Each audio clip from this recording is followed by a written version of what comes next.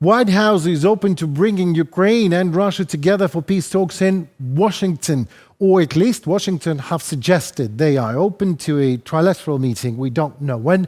We do not know even if that happens. Still, Washington is talking about it.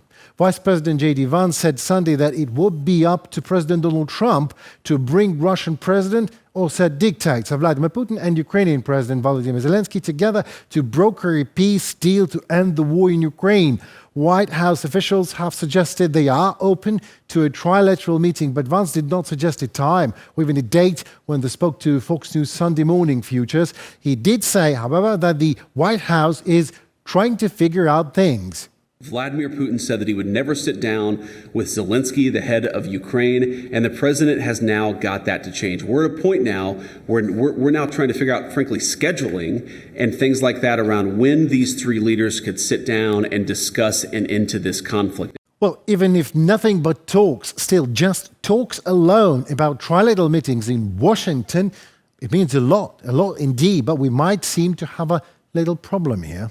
Putin is a war criminal. This is not a show of strength to allow him to fly into the United States, to land here, to negotiate with our president. I don't know for certain. I don't know what was the ground rules that were set for this negotiation, but I would expect that this administration should have extracted something for this visit. Mark Kelly, United States Senator for Arizona, on Face the Nation with Margaret Brennan.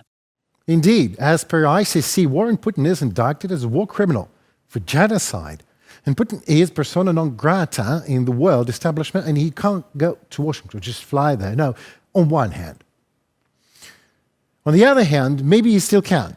At least he surely wants a big triumphant return to play with the big players again, and procedures could indeed be softened for him if Russian dictator puts something else on the negotiating table other than his outdated, unacceptable demands like, give me all of it and I will do whatever I want with it. So to come to Washington and just to be there in Washington, that alone is an incentive enough for an outcast emperor to finally get back on the stage and in an important way and show the world what he's got in terms of real peace intentions, if he's got any.